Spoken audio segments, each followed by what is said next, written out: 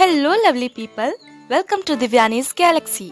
आई know काफ़ी time हो गया है कोई वीडियो पोस्ट किए हुए, but finally I am back with new energy, new ideas और बहुत सारी क्रिएटिविटी के साथ।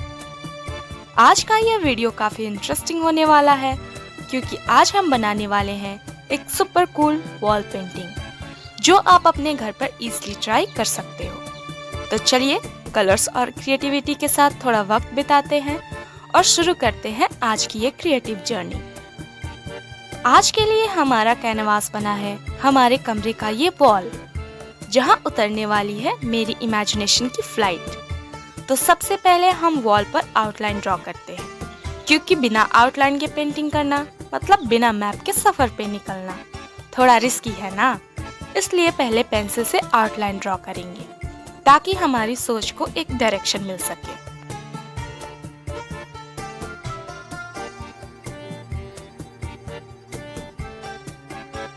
तो अब आया है सबसे एक्साइटिंग हिस्सा, कलर फिलिंग का।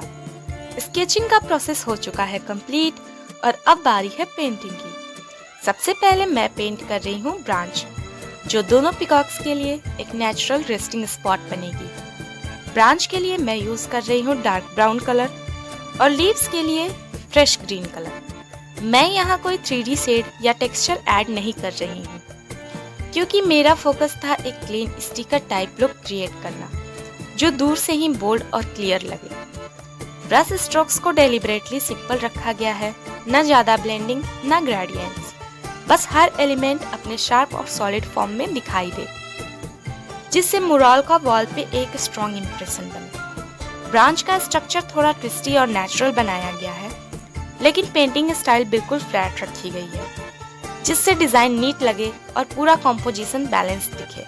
पत्ते भी सेम स्टाइल में बनाए गए हैं, यूनिफॉर्म ग्रीन फील के साथ, हर पत्ता एक जैसे साइज और शेप में, जिससे एक रिदम फील होता है।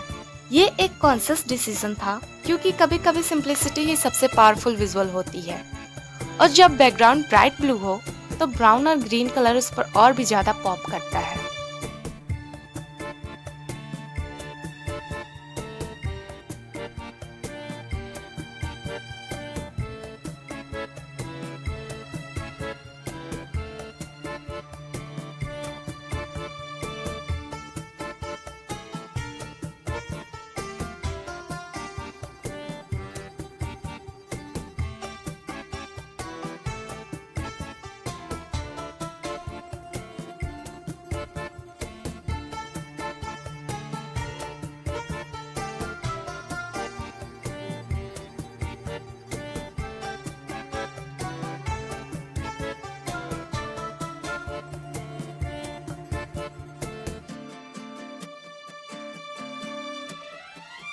शाखा तैयार है, पत्तों ने अपनी हरियाली बिखेर दी है।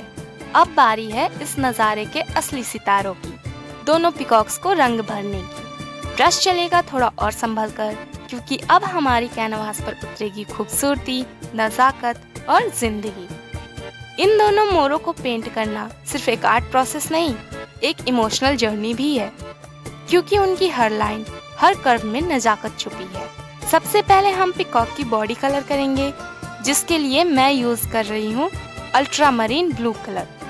ब्रश थोड़ा संभल कर चलेगा, क्योंकि पिकॉक की बॉडी में एक नेचुरल ग्रेस होती है जो हर स्ट्रोक में रिफ्लेक्ट करनी चाहिए। वॉल पे पेंटिंग करना एक अलग ही एक्सपीरियंस होता है और ऑनेस्टली एक चैलेंज भी। जब हम पेपर या कैनवास पर पेंट करते हैं तो सरफेस यूजुअली स्मूथ होता है और हमारा कंट्रोल ज्यादा होता है, लेकिन वॉल एक अनप्रेडिक्टेबल कैनवास होती है। कभी कभी वॉल का सरफेस थोड़ा रफ या अनइवन होता है, जहां ब्रश स्मूथली ग्लाइड नहीं करता।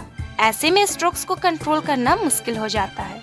कभी पेंट ऑब्जॉर्व हो जाता है, कभी स्मज हो जाता है, स्पेशली जब colour layer by layer apply हो रहे हों। और क्योंकि ये एक लार्ज स्केल पेंटिंग होती है, तो ऐसे में हर डिटेल्स को मेंटेन करना टाइम कंज्यूमिंग होता है, पर पेशेंस और एक स्टेडी हैंड से सब मैनेज हो जाता है।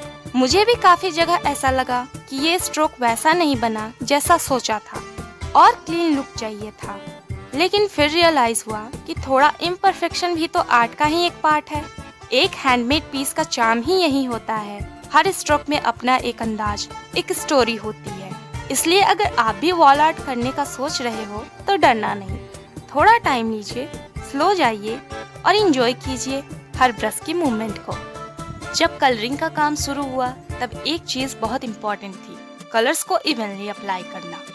मैं चाहती थी कि हर ब्रश स्ट्रोक स्मूथ लगे, कोई पैचीनेस ना दिखे और कलर्स एकदम नीट और क्लीन बॉर्डर्स में भरे जाएं। इसके लिए मैंने ब्रश को बहुत स्लोली और पेशेंटली मूव किया ताकि कोई भी कलर अपनी बाउंड्री के बाहर ना निकले। छोटी छोटी जगहों पर काम करते वक्त ब्रश को कंट्रोल करना और कलर्स को हर कॉर्नर तक केयरफुली पहुंचाना थोड़ा चैलेंजिंग था, लेकिन वही डिटेलिंग मोराल को अलाइव बनाती है। मैं चाह रही थी कि हर एक रंग सिर्फ खूबसूरत ही ना हो बल्कि एक दूसरे के साथ हार्मनी में हो। इसीलिए अलग अलग रंग भरते वक्त भी हर लेयर को सोच समझकर अप्लाई किया, जैसे कहाँ डार्क ब्लू कलर अप्लाई करना है, कहाँ थोड़ा सा लाइट शेड रखना है, कहाँ ग्रीन और येलो का ब्लेंडिंग जरूरी है। हर पैटर्न में बारीकी से काम करना और ब्रश के प्रेशर को कंट्रोल में रखना, ये पूरा प्रोसेस पेशेंस मांगता है। कभी कभी लगता है कि काम धीरे धीरे चल रहा है, लेकिन मैं जानती थी कि हर एक सेकेंड की मेहनत फाइनल लुक में नजर आएगी। और जब पूरा एक सेक्शन कंप्लीट होता और दीवार पे वो वाइब्रेंट सी चमक उठती तो एक अलग सी खुशी मिलती। इस पूरे प्रोसेस में एक चीज मैंने बहुत स्ट्रांगली महसूस की कि टाइम और पेशेंस दोनों की जरूरत नॉर्मल से थोड़ी ज्यादा थी। हर छोटी छोटी जगह में कलर्स को इवनली अप्लाई करना, बाउंड्री के अंदर ही रहकर पेंटिंग करना और अलग अलग कलर्स को केयरफुली ब्लेंड करना, ये सब जल्दी में होने वाला काम नहीं था। हर एक स्ट्रोक को समय देना पड़ता था, हर एक कलर को अपने परफेक्ट प्लेस तक पेशेंटली ले जाना पड़ता था। और शायद इसी का नाम आर्ट है, ना सिर्फ ब्रश से पेंटिंग करना बल्कि अपने टाइम और इमोशंस को भी उसमें भर देना। इस मोराल में एक चीज थी जो मेरे लिए सबसे ज्यादा इम्पोर्टेंट थी, वो थी सिमेट्री। मैं चाहती थी कि दोनों पिकॉक्स एक जैसे दिखें, ना सिर्फ साइज में बल्कि उनकी बॉडी के कर्व्स, पंखों का फ्लो और उनके बीच का कनेक्शन भी परफेक्टली बैलेंस्ड हो। जब आप फ्री हैंड स्केच करते हो तो हर एक लाइन एक चैलेंज होती है।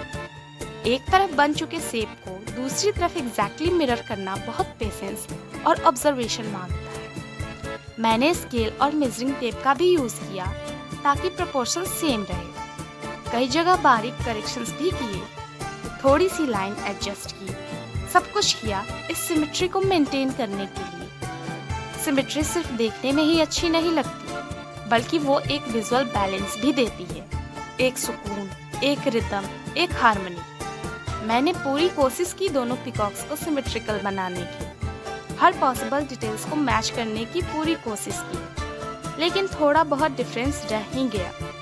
और अब समझ आया कि परफेक्शन सिर्फ एक आइडिया है, लेकिन आर्ट वो तो फील से बनता है।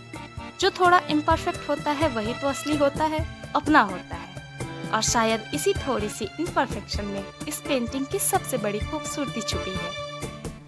इस वॉल पेंटिंग को बनाने के लिए मैंने सबसे पहले सेलेक्ट किया एक्रिलिक कलर्स। एक्रिलिक पेंट्स काफ़ी वाइब्रेंट होते हैं, उनकी कवरेज भी स्ट्रॉन्ग होती है और यह जल्दी ड्राई भी हो जाता है, जो वॉल पेंटिंग के लिए परफेक्ट चॉइस है।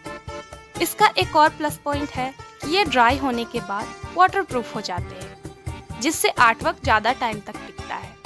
ब्रांचेस के लिए मैंने यूज़ किए हैं डार्क ब्राउन एक्रिलिक पेंट, जिसे मैंने फ्लैट ब्रश की मदद से अप्लाई किया। फ्लैट ब्रश से कवरेज इवनली मिलता है और एजेस भी क्लीन बन जाते हैं। लीव्स के लिए मैंने चूज किया है फ्रेश ग्रीन शेड, जो स्काई ब्लू बैकग्राउंड पर बहुत ही सूदिंग लगता है। लीव्स का शेप डिफाइन करने के लिए मैंने राउंड ब्रश का यूज किया है, जिससे कर्व्ड एजेस बनाना इजी हो जाता है। यहाँ मैंने पिकॉक के फेदर्स और पैटर्न को पेंट करने के लिए काफी सारे शेड्स यूज किए हैं, blue, green, yellow, red, orange, pink, purple and white. Her feather एक अलग डिजाइन के साथ हाईलाइट हो रहा है।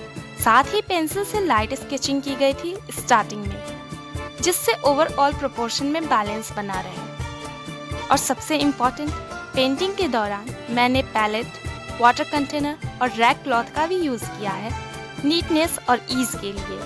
और जैसे जैसे पेंटिंग आगे बढ़ती गई, हर कलर और हर स्ट्रोक इस आर्टवर्क को और भी जिंदा बनाते गए।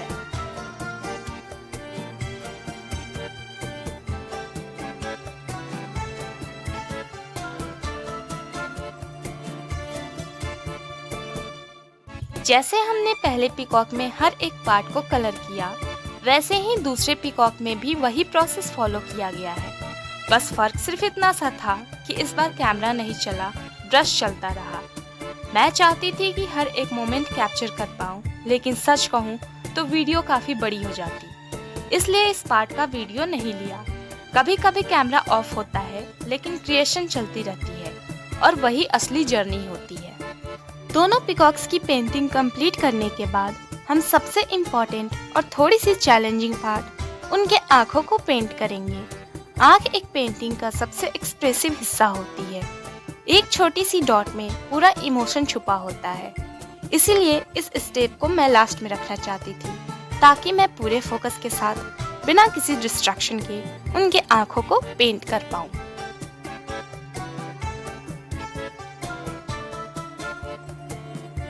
और अब आई है पेंटिंग की सबसे डेलिकेट और सेटिस्फाइंग स्टेज, पीकॉक के फेदर पे वाइट डॉट अप्लाई करने की। ये छोटी छोटी सफ़ेद बिंदियाँ सिर्फ डिज़ाइन नहीं होती, ये उस डिटेलिंग का हिस्सा होती है जो एक सिंपल आर्टवर्क को कंप्लीट बनाती है।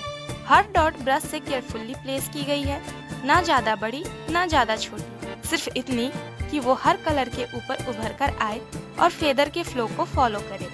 ये पार्ट थोड़ा टाइम कंज्यूमिंग ज़रूर होता है, लेकिन ट्रस्ट मी, इस पार्ट के बाद पेंटिंग एकदम अलाइव फील होती है। आप इस प्रोसेस को एंजॉय करो, फिर मैं आपको दिखाती हूँ इस पेंटिंग का फाइनल लुक।